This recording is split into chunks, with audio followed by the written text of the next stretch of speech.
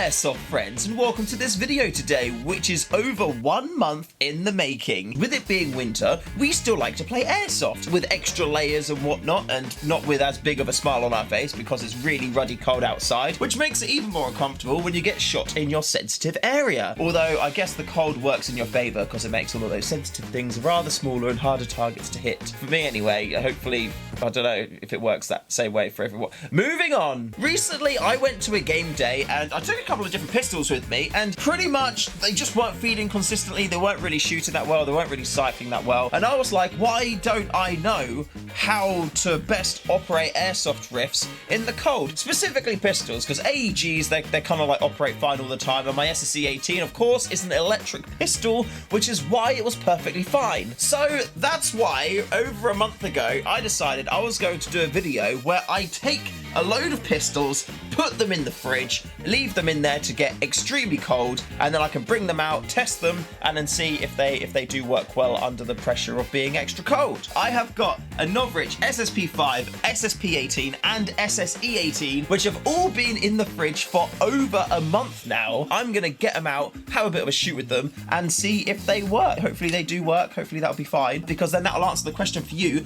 of what airsoft riffs you should get and use. You're planning on going somewhere cold, or if it is quite cold, which ones do you want to use? Now, because they are in the fridge, I will be using Nupro black gas in the green gas mags. I think there may be a couple CO2 magazines in there as well. I'm expecting them to work well with the CO2, but we will wait and see. And of course for the SSE18, because that's an electric mag, there's just electric, you know, standard kind of electric magazines in there which don't take gas. But the battery has been in there for all of that time, and apparently cold isn't great for LiPo batteries because it will force them to like discharge and not be great. So if the battery still works after all this time, then the gun shoots and whatnot, then I'm going to be happy with that result. Without further ado, I'm just going to go to the fridge and recover the guns from the fridge.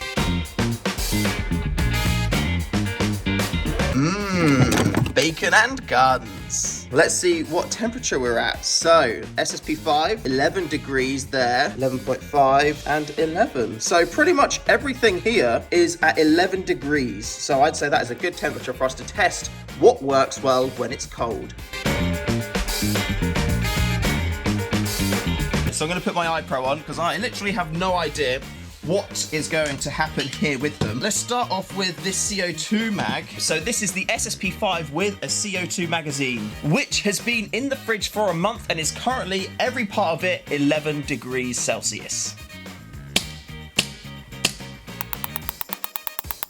Right, so I'm pretty happy with that, to be honest with you. We managed to get through all of them, apart from there's 4 left in there, and there was 2 which had a bit of an issue. 19 rounds through that magazine, with everything being 11 degrees C. So first of all, I would look at that and I would go CO2 for pistols, big old check to use when it's cold. However, I would want to make sure I've got extra magazines with me, so, you know, when I start to get through and I get to that 20 BB limit, as soon as it like kind of catches, like the hammer doesn't cock all the way back, I'd be like, right, swap that magazine out, and then boom, let's go, get another mag in there. Shoe from the future here as well. I literally just left the magazine on the side for a while and the temperature had gone back up, and then I tried to shoot the other BBs from this and it shot it perfectly fine. Like, if I go like this, there's literally perfectly just shooting absolutely madly fine. So the temperature is just so cold at that point, but then when it warms up a tiny little bit, it then shoots like there's loads of gas and everything's perfectly fine. Temperatures at airsoft guns is a crazy topic. That one now can be put to the side, and we want to put in the green gas magazine.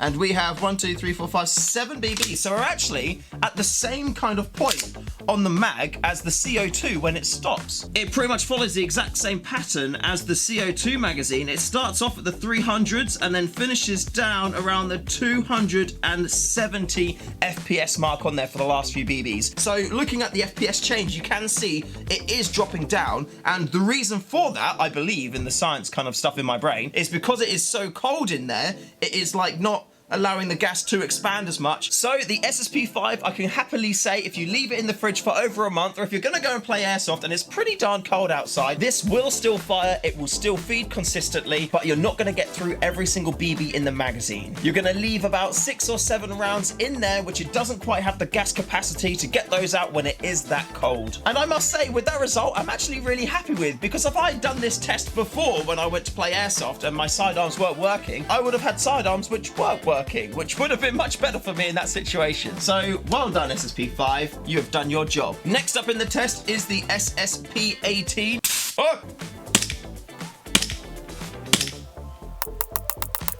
I was able to get through about 14 rounds before the pressure in the magazine wasn't high enough in order to fully cycle the pistol properly. I would have liked that to have given me more rounds like the SSP5 was able to. However, I imagine maybe some extra lubrication in here would do the job. Now, since I've got my SSP18, I actually haven't done like any maintenance work to it at all. I've just taken it out to the field, had fun with it, and then brought it back home. Of what was happening there, if I do this, my loading nozzle, you can see even when I pull it down, it gets all the way to there with it being stuck. So most likely it could be that when it gets to a lower pressure, because there's extra friction here, that is causing the problem of it misfeeding. So potentially a little bit of lubrication on there will help me get more rounds per magazine. Shoe from the future again, and yeah, very similarly to the SSP5, I did the gas test with the SSP18 as well, and it was, you know, shooting loads more after it was after it had warmed up a little bit. So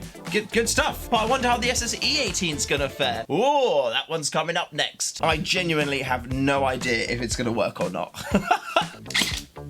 Oh!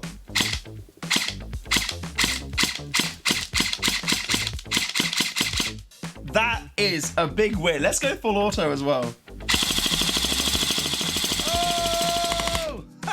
That's amazing. I genuinely had no idea if that was going to work or not. Like, all of the research and stuff I looked at online was saying, like, you know, don't keep lipos in a cold place. It discharges them. They lose power, all of that stuff. And granted, I've not put tons of magazines through this thing, so it may be that the battery isn't as charged as it otherwise may have been, like if it was just out on the side or something in like a normal room or whatever. The fact that that was literally able to just like put in, go, do a full mag, and then still want more, that makes me very happy. That is why I literally always have an SSE18 in my bag ready to go, just because I know that if I have, like, you know, a magazine issue, if I lose magazines, if a seal goes or something like that, then this little backup bad boy is in there and he's always ready to go. That's really cool. I like that. So from today, I have essentially learned that SSP5, 100% take that out when it's cold. I know that I'm going to still have like 6 odd BBs in the magazine, and then I'm going to have to regas it. But you know what? That is not the end of the world. I don't really use my pistols too much. I don't use them often. I don't use them like as a main primary running around everywhere. So I now know that I can take him holstered,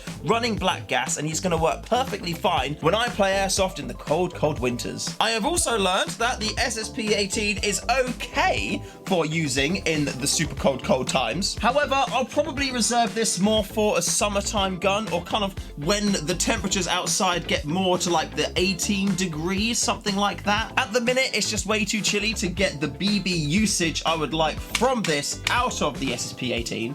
So yeah, this is going to be more of my special spring, summer, autumn, summertime gun, and the SSP5 is going to be my all-rounder with an awareness of the winter usage. And we have confirmed that the SSE18 is the perfect all-year rounder. You just can't go wrong with the SSE18. Like, it's super cheap as well. It just works out the box. Granted, it's not the most powerful. Like, this is literally like a half dual pistol. So if you're expecting to get mad range, mad rate of fire, anything like that, you're not going to have it with the SSE18. But what you get from the SSE18 is that consistency when you're using it in an environment. If you're interested in any of these Airsoft toys, because they're toys, YouTube, remember that they're toys, there's links in the description so you can go and check them out, have a little look, and yeah, let me know in the comments what you thought about this. Is there any other specific testing you would like to see done on these riffs, or have I solved a problem which you didn't even know you had? Any of those, let me know in the comments below. Big thank you to all of my Airsoft patrons, because you guys are just absolutely amazing and I love you very much. Thank you for supporting the channel, and I hope you all have a wonderful Christmas and a fantastic New Year. If I don't speak to you or see you beforehand, then yeah, just have an absolutely wonderful time. Thank you very much for watching. Remember to call your hits, and I'll see you in the next one.